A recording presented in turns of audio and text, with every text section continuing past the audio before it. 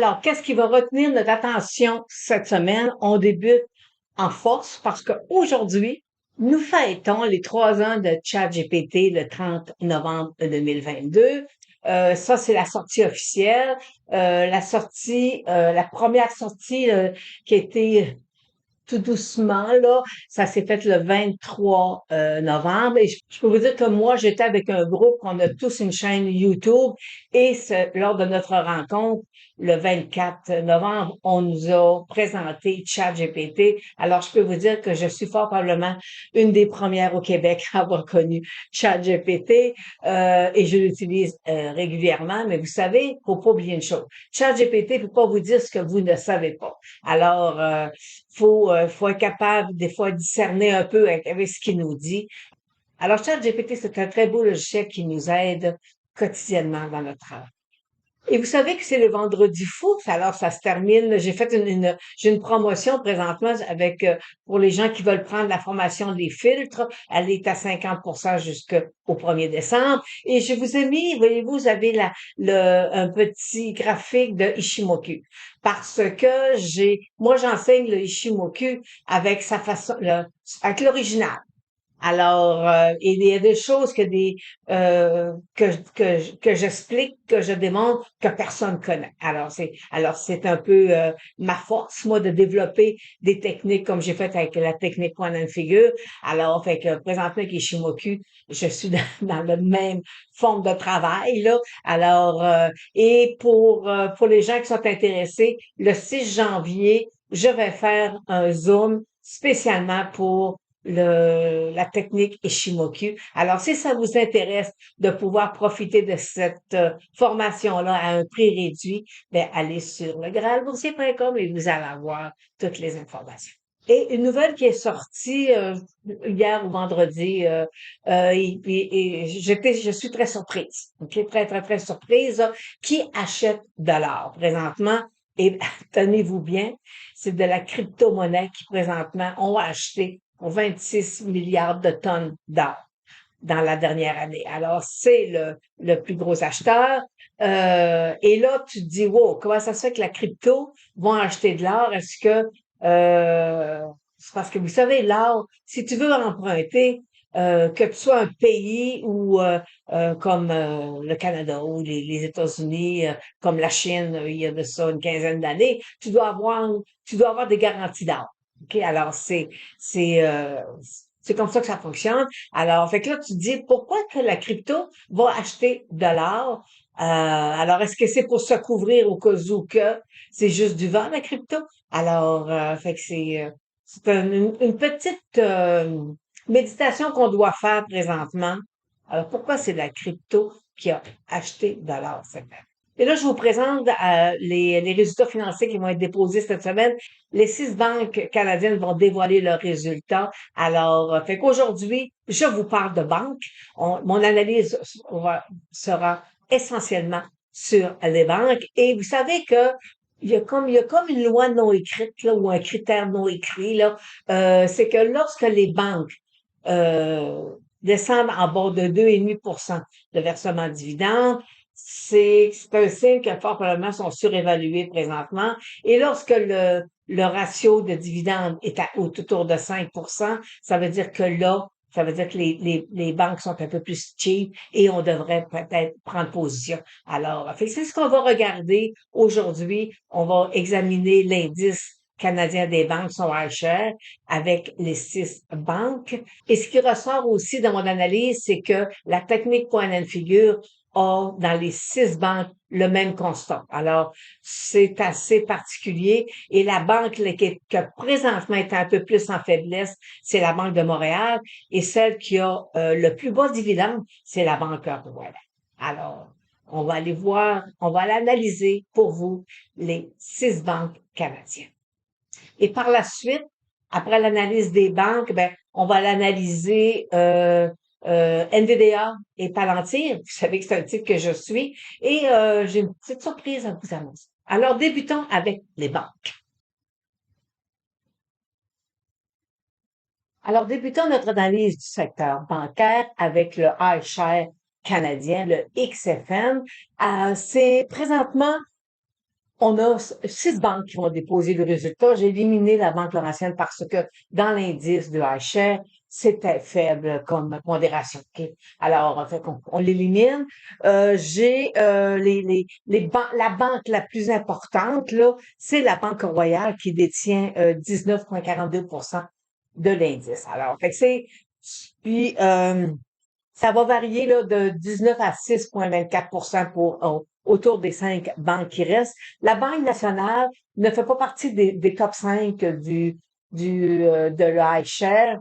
Alors, on va travailler avec les 6 banques, mais les plus importantes seront ceux qui sont à l'intérieur du iShare. Un autre point important, lorsque j'analyse le secteur des banques, ben, je vais voir aussi bon, le ratio le cours bénéfice, je vais aller voir le dividende, je vais aller voir techniquement parlant où le titre se situe présentement. Et il y a un constat qui est unanime sur toutes les banques, c'est que présentement, avec la technique point and figure, les banques sont en zone de surachat et surachat, je vais vous dire, épeurant. OK, c'est quand même, euh, fait que moi, on peut s'attendre à avoir un repli là, d'ici les prochains mois. Le secteur bancaire devrait diminuer. Et aussi, un autre point, lorsque on analyse les banques, d'une règle non écrite qui mentionne que lorsque le dividende s'approche du 5%, il faut commencer à regarder à prendre position dans les banques. Alors, présentement, je vais vous dire que le ratio du dividende, là, on se situe entre 2,80 et 3,70. On a une banque qui dépasse le 4%, là, mais c'est à fait bande à part. Alors, fait que voyez-vous, c'est présentement, le dividende est quand même sous les 4%, généralement pour les banques, pour certaines aussi. Alors, je vous dirais même de 3,5%. Alors, fait, pour l'instant, on ne peut pas dire que c'est un secteur qui est avantageux pour les investisseurs qui cherchent un rendement de dividendes, qui veulent prendre des positions parce que le marché est peut-être un peu haut présentement sur le secteur bancaire. Alors, fait que voyez-vous là ici, on a une espèce de petit biseau. Le secteur, il y a le point critique là qu'il faut examiner, c'est le 72 dollars. 72 ça peut être là un point technique qui peut dire OK, on sort hors du couloir haussier et on va aller voir maintenant est-ce que son Ishimoku pourrait corroborer nos dires.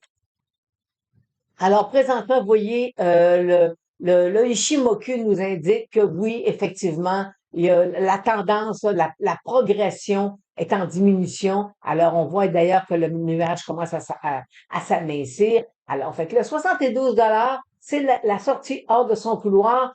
Ça pourrait nous emmener présentement un point d'interrogation, une mise en garde là, sur le secteur. Mais présentement, avec la technique point de figure, j'ai aucune cible à la baisse, mais on est tous dans le secteur bancaire, on est tous dans des zones de surachat et surachat quasiment irréels. Alors, allons voir la Banque Royale, qui est la position la plus grosse au niveau de l'indice, avec une position de 19%. Alors, la Banque Royale, c'est la plus grosse position dans le iShare de la finance canadienne. C'est celui aussi où le dividende est un des plus faibles à 2,85%. Un cours ratio bénéfice de 16 fois les bénéfices. Alors, c'est quand même acceptable. Et pour lui aussi, on a présentement, avec la technique point de figure, on a vraiment un constat que la banque, elle est vraiment en situation peut-être de faiblesse à venir avec la technique point and figure. On est à l'intérieur d'un beau couloir haussier avec une forme de biseau, mais ici, voyez-vous des petites chandelles d'indécision dans des zones de surachat.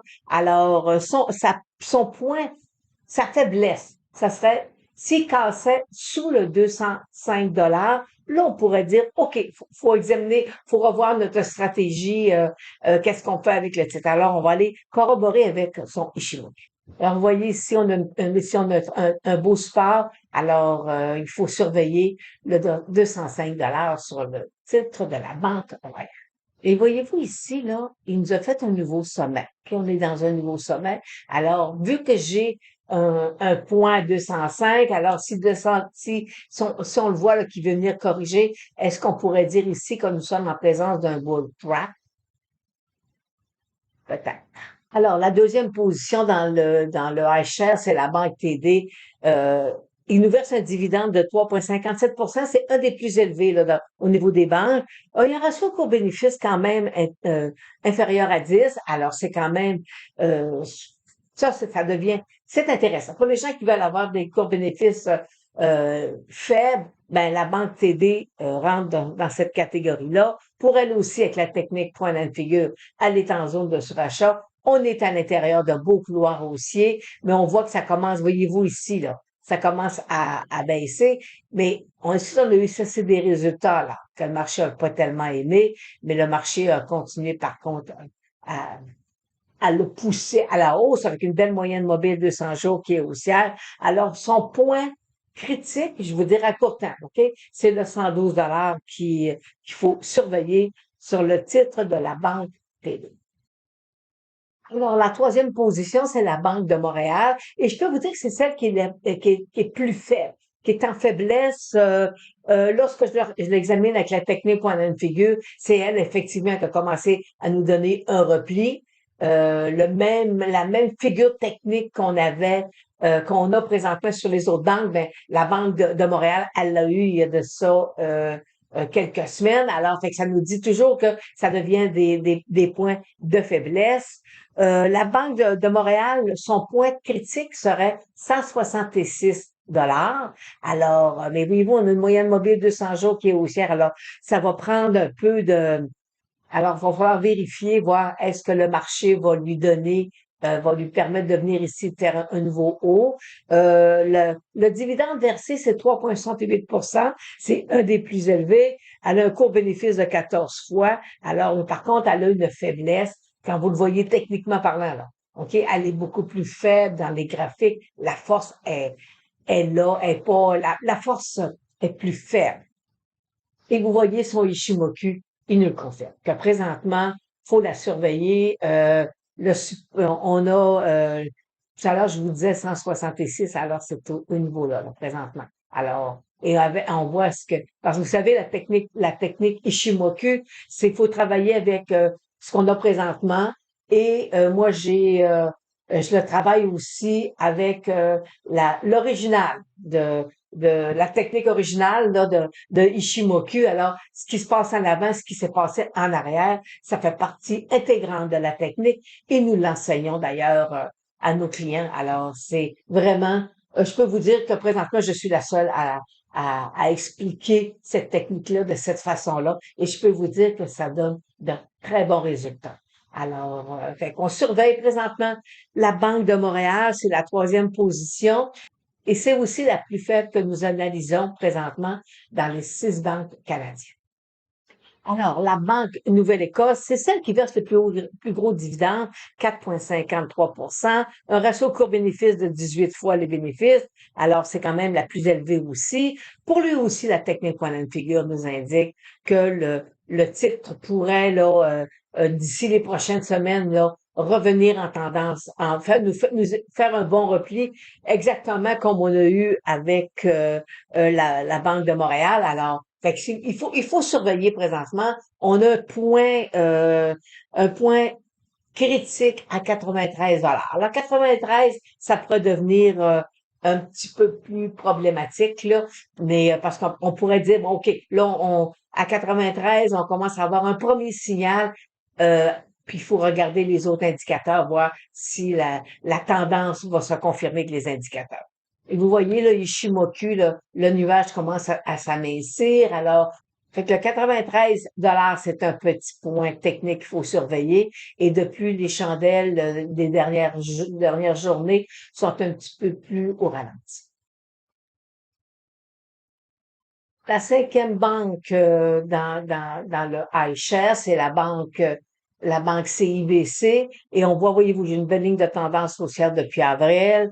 Ma moyenne mobile de 100 jours elle est haussière comme toutes les autres banques. Alors, mais ici, voyez-vous, j'ai eu un petit repli. Là, je rebond. Alors, pour elle, son point critique, il serait autour de 115 $. Et on va aller voir qu'est-ce que son Ishimoku nous en mentionne. Alors, ce que le Ishimoku nous mentionne, c'est que présentement, effectivement, la poussée, la hausse est un peu plus délicate là, présentement sur la banque CIBC. Alors, faut surveiller le 115 $. Alors, terminons avec la Banque nationale, qui ne fait pas partie de l'indice du Vacher. La Banque nationale nous verse un dividende de 2,79. C'est quand même la plus faible dans les banques. Elle a un ratio court-bénéfice de 16 fois les bénéfices. À long terme, avec la technique point de figure, on a le même constat. Présentement, c'est des graphiques qui sont vraiment en surachat et ces graphiques-là, dans le temps, ne tiennent pas. OK? Alors, il y a pas d'autre façon de le dire, là. Alors, fait qu'il faut surveiller présentement qu'est-ce qui va se passer dans les prochaines semaines.